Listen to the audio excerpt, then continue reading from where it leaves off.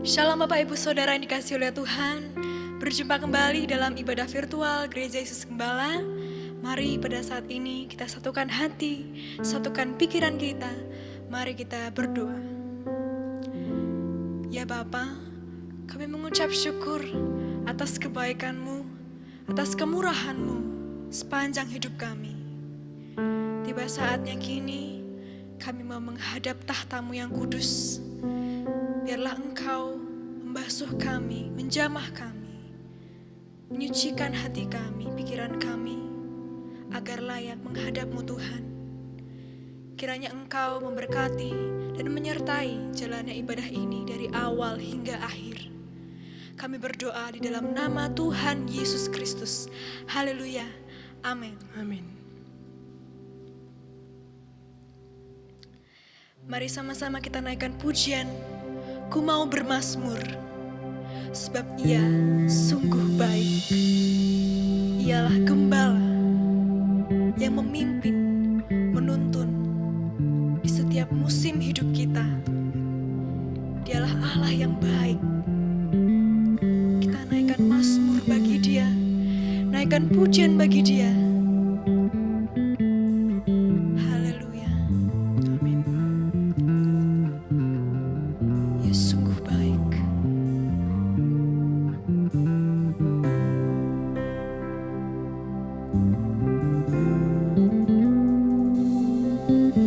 Sungguh terlalu berharga kasih setiamu Bapa. Betapa tinggi sampai ke awan, tiada berkesudahan. Izinkan ku merenungkan-Mu sepanjang kawal malam. Kan ku siapkan hatiku menyembah-Mu. Ku mau bermazmur. Ku mau bermazmur, membangunkan fajar. Sungguh Kau pertolongan. Ku kan bersorak-sorai. Ku mau bernaung di bawah sayap-Mu, Dalam kebenaran-Mu ku kan memandang indah wajah-Mu.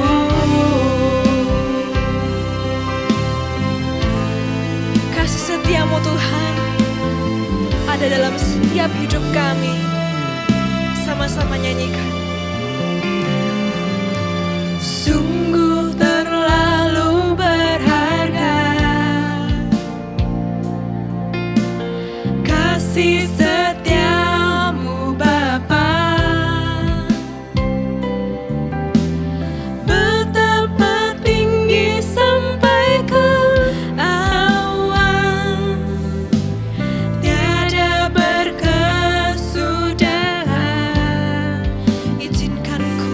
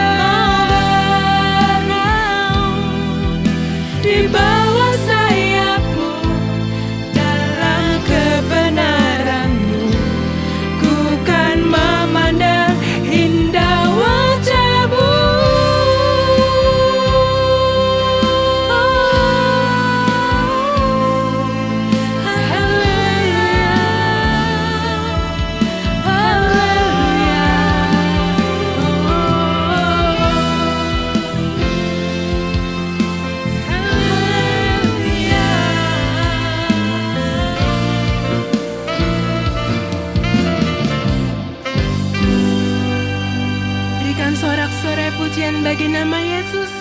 Mari yang di rumah saat ini, mari kita sama-sama bersuka cita masuk dalam hadirat-Nya dengan penuh senyum dan sorak-sorai.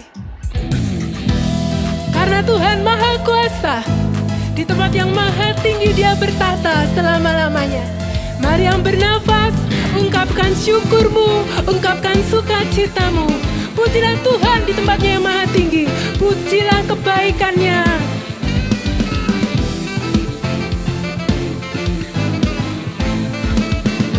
Mari sama-sama katakan, tidakkah kau tahu, tidakkah kau dengar, Tuhan itu kekal, yang mencipta bumi sampai ke ujungnya, ajaib perbuatannya. Yang menantikan Tuhan kan dapat kekuatan baru, bagai raja wali yang naik terbang. Demikian kita berlari dan tak Katakan menjadi tidak jadi lesu. pada sebuah tujuan hidup kekal. Amin. Yes.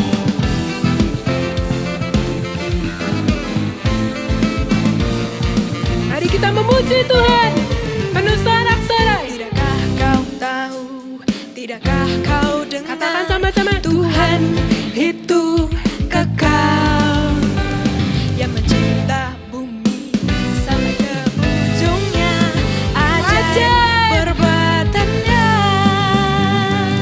yang menantikan Tuhan kan dapat kekuatan baru. Sama-sama Bagai katakan, raja wali yang naik terbang.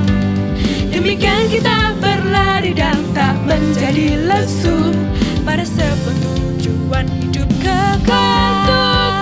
Tuhan Maha Kuasa, Maha kuat, tiada yang serupa.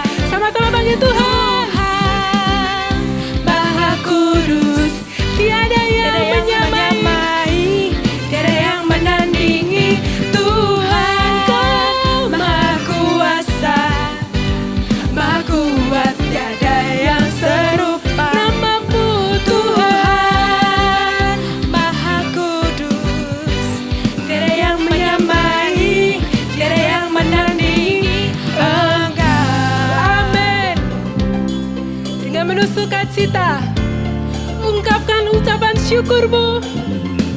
Berikan sorak-sorai yang terbaik. haleluya. Karena sungguh Tuhan Maha Kuasa, Maha Mulia, mengasihimu. Yeay!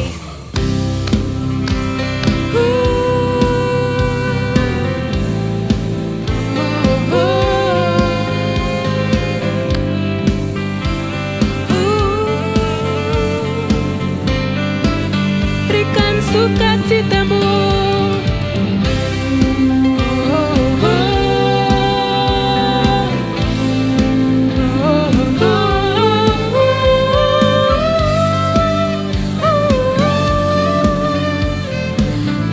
Mari sama-sama katakan bersama-sama. Yang menantikan Tuhan kau dapat kekuatan baru, Bagai bagai Raja raja wali yang naik terbang. Demikian kita berlari dan tak menjadi lesu pada sebuah tujuan hidup kekal. Tuhan Maha Kuasa, Maha kuat, tiada yang serupa. Tiada yang serupa. Tuhan Katakan Maha Kudus, tiada yang menyamai, tiada yang menandingi. Tuhan Maha Kuasa, Maha kuat, tiada yang serupa. Tuhan Maha Kudus, tiada yang menyamai, tiada yang menandingi Engkau. karena Tuhan Maha Kuasa, Maha Kuat dan Maha Mulia. Segala bumi penuh dengan kemuliaan-Nya. Mari yang sama-sama percaya katakan, haleluya, amin bagi nama Tuhan. Amin. Terima kasih Tuhan. Yes. Haleluya. Mari kita siapkan hati kita. Kita naikkan pujian. Engkau gembala Dialah gembala yang memimpinmu ke air yang tenang. Dialah Tuhan yang setia ada bersamamu dimanapun engkau berada. Haleluya. Engkau gembala mengenal hatiku, oleh kasih-Mu peliharaku.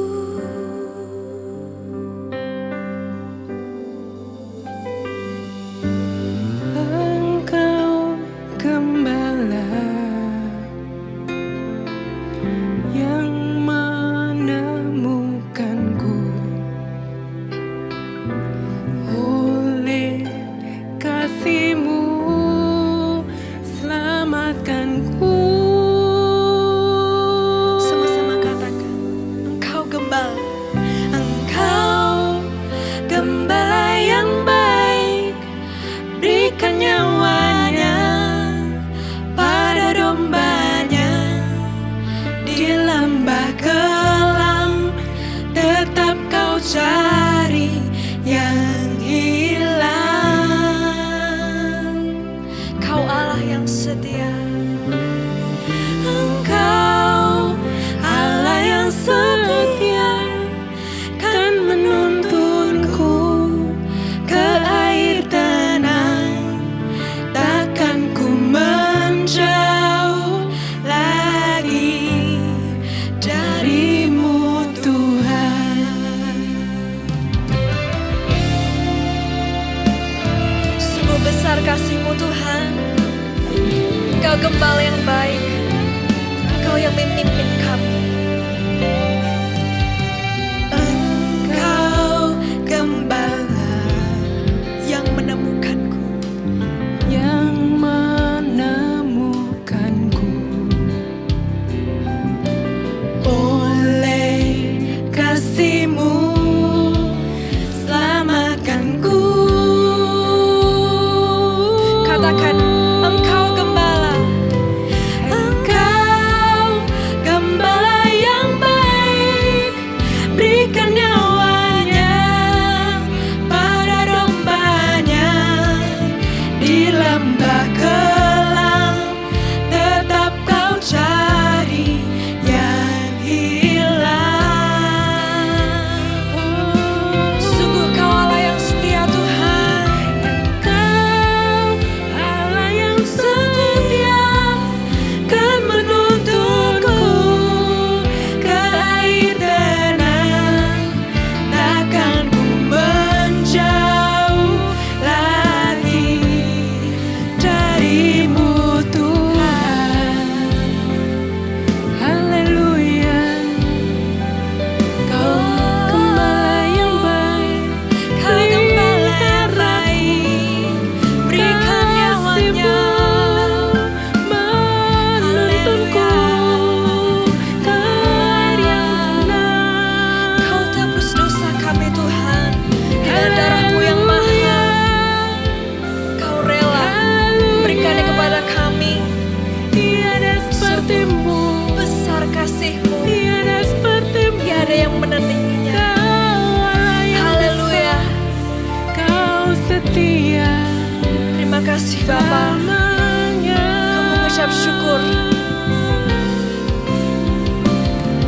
Engkau gembala yang baik, berikan nyawanya pada dombanya.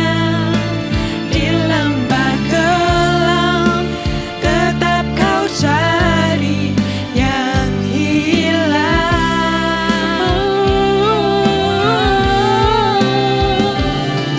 Engkau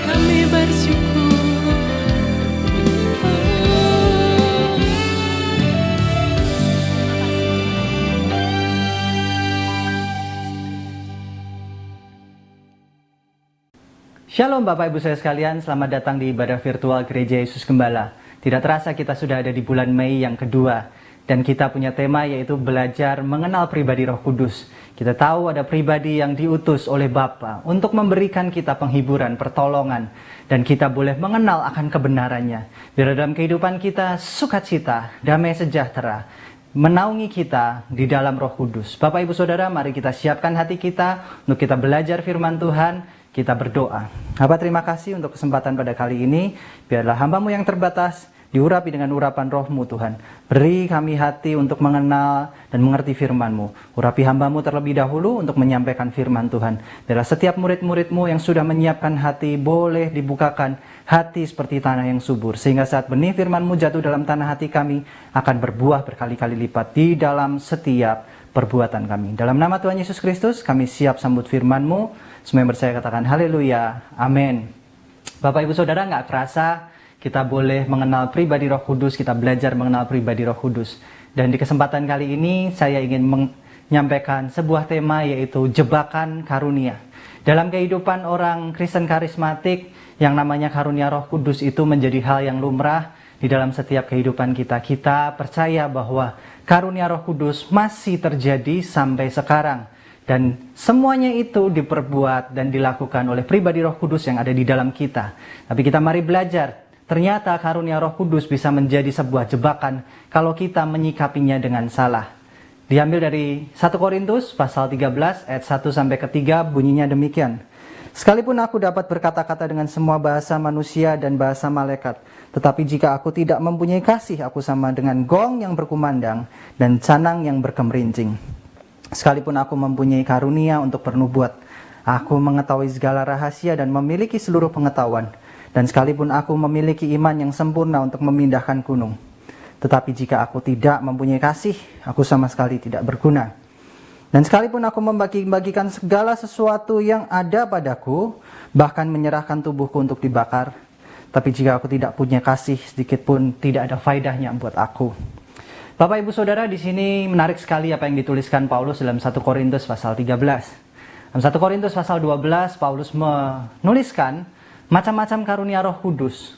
Karunia Roh Kudus ternyata berkembang sekali di jemaat di Korintus, di murid Tuhan di Korintus. Kenapa? Karena di Korintus itu ternyata pada waktu Paulus melayani di sana, yang namanya karunia itu berkembang dengan luar biasa. Dan orang-orang itu banyak mendapatkan yang namanya karunia-karunia. Ada karunia untuk berkata-kata dengan hikmat, ada karunia untuk berkata-kata dengan pengetahuan, ada karunia menyembuhkan, karunia membuat mujizat, karunia bernubuat, karunia berbahasa roh, dan karunia menafsirkan bahasa roh.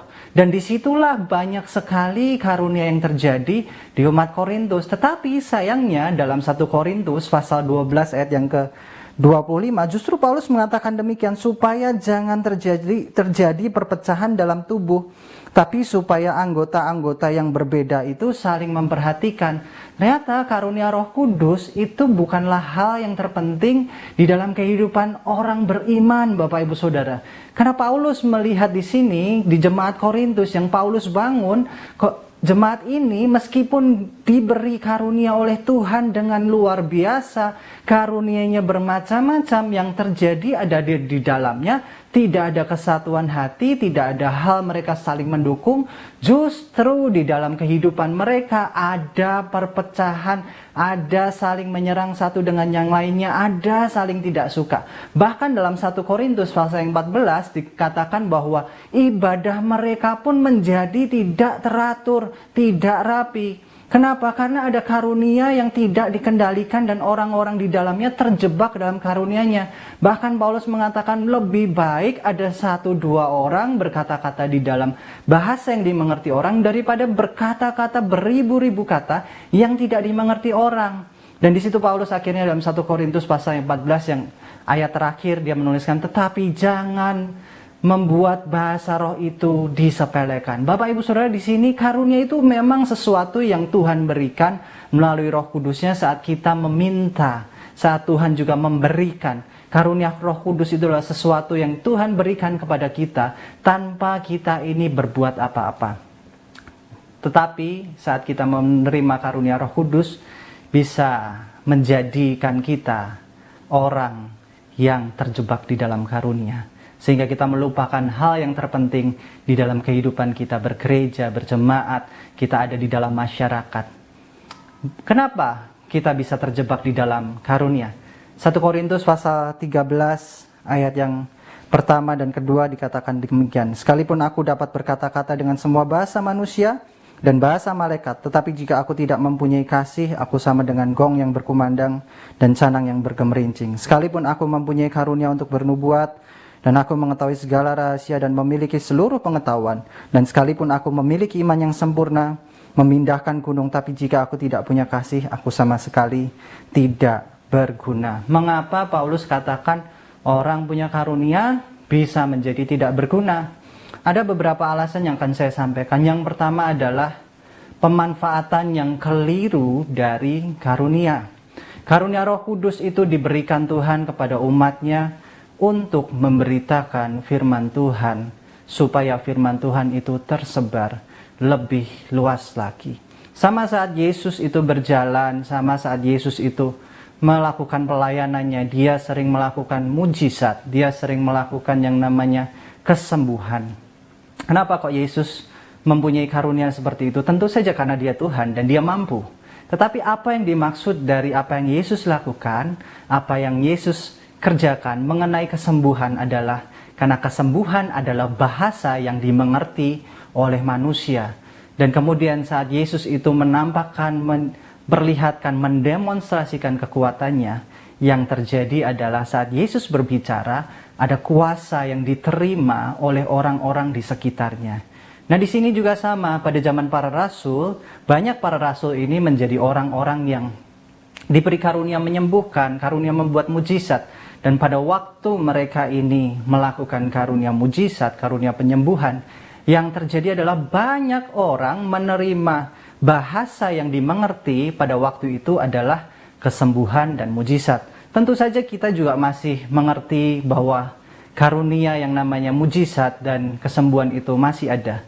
Hanya saja karunia itu perlu diteliti. Jangan sampai bilang, aduh Pak, saya encok, kemudian didoakan, dan kemudian saya sembuh.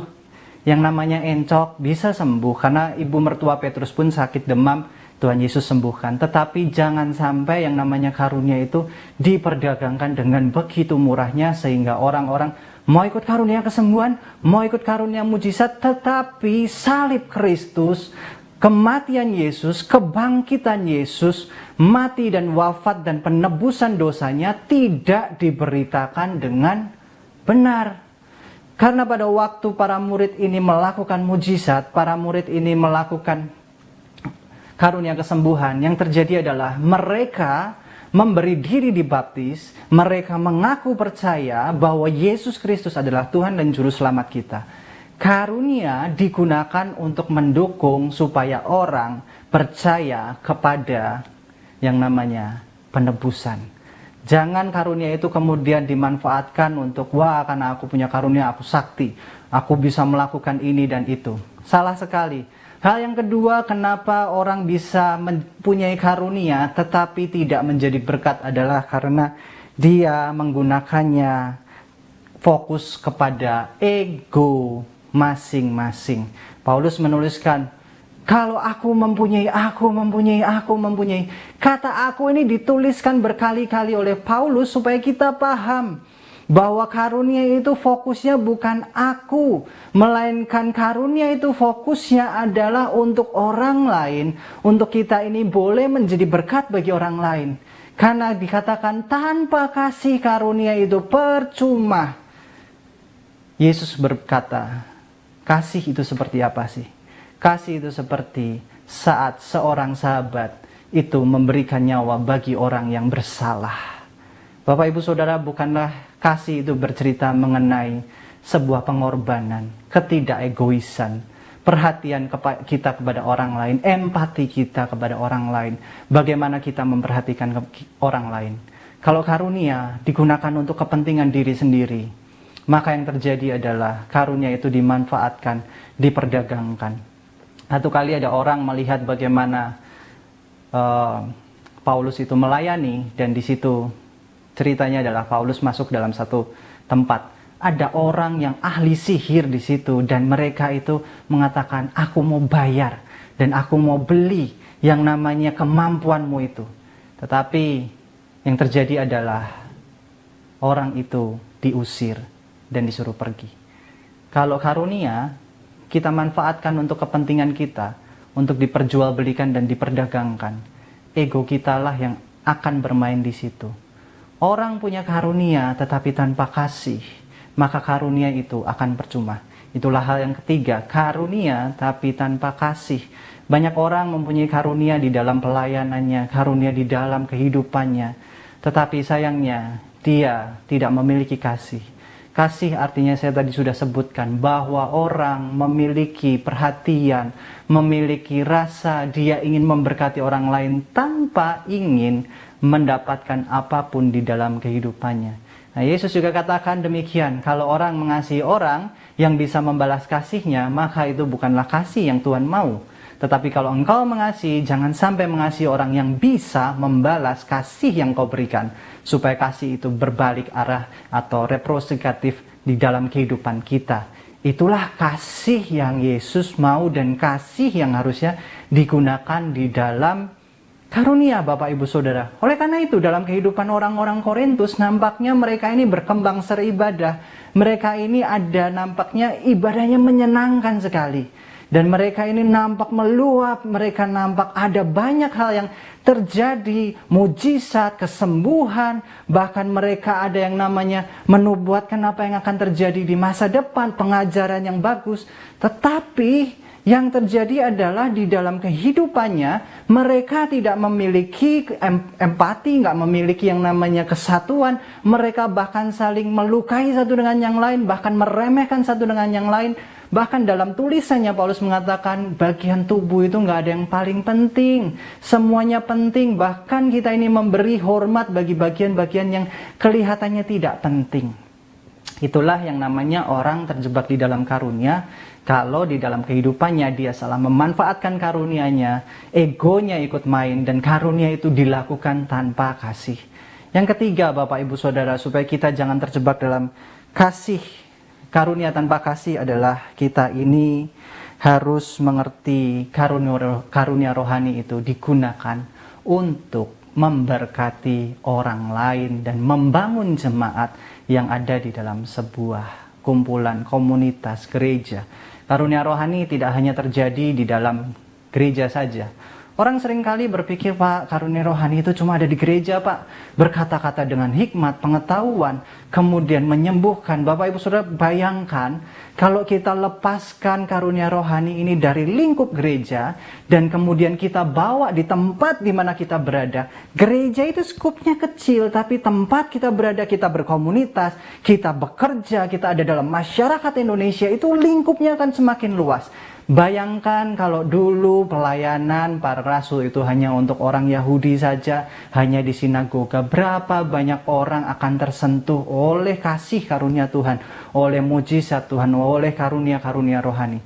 Tetapi saat mereka membuka diri mereka untuk komunitas-komunitas yang berbeda, bukan komunitas yang sama saja, ternyata Bapak Ibu Saudara, banyak orang justru mengenal Yesus Kristus. Karunia rohani digunakan untuk kita ini memberkati orang lain. Dalam 1 Korintus pasal 12 ayat yang ke-11 dikatakan demikian. Tetapi semuanya ini dikerjakan oleh Roh yang satu dan yang sama, yang memberikan karunia kepada tiap-tiap orang secara khusus seperti yang dikehendakinya. Karunia rohani ini adalah karunia yang didapatkan bukan melalui usaha kita. Dalam bahasa Inggrisnya disebut spiritual gift. Gift itu artinya sebuah pemberian. Istilahnya begini, ilustrasinya. Ada orang yang dekat sama kita. Kita pengen kasih dia sesuatu. Nggak ada peristiwa apa-apa, nggak ulang tahun, nggak ada peristiwa mungkin kelulusan atau peristiwa apapun. Tapi kita tergerak untuk memberikan sesuatu bagi dia. Itu yang namanya gift. Hadiah. Tanpa orang tersebut melakukan sesuatu. Berbeda sekali dengan reward, dengan payment. Berbeda sekali dengan sesuatu yang kita lakukan kemudian kita mendapatkan imbal hasilnya. itu bukan gift, tetapi itu sebuah reward, Bapak Ibu Saudara. Nah, dalam kehidupan kita, karunia itu memang prakarsa dari Allah Roh Kudus, di mana Allah Roh Kudus yang mendiami kita akan memanfaatkan kehidupan kita supaya kita ini memberkati orang. Karunia rohani ini seringkali berkaitan erat dengan yang namanya kesaktian. Bahkan banyak sekali hamba Tuhan yang memberikan bahwa dalam terjemahan bahasa Jawa adalah engkau akan menerima kesaktian.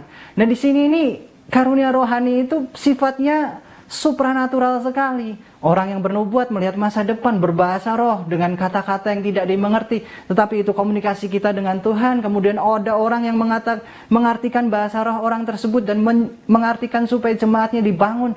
Itu sifatnya supranatural sekali, menyembuhkan, mujizat, berpengetahuan, berkata-kata orang lain gak ngerti, tapi kata-katanya kok bisa seperti itu. Berkata-kata dengan hikmat, bagaimana hikmat yang diberikan Tuhan di dalam otaknya untuk berkata-kata memberkati. Nah, ini kan sifatnya sangat menarik. Oh, ya orang ini menarik sekali, sakti. Nah, disinilah terjadinya saat kita tidak hati-hati atau terjebak dalam karunia rohani yang tidak kita sadari. Karunia rohani adalah sebuah karunia yang memang asalnya dari Tuhan dan bukan karena kita ini melakukan perbuatan. Saya suka sekali film superhero. Satu kali Ben Parker, paman dari Peter Parker, seorang yang mempunyai kekuatan sakti yaitu Spider-Man. Ben Parker berkata demikian, dalam setiap kekuatan yang ada tanggung jawab yang besar.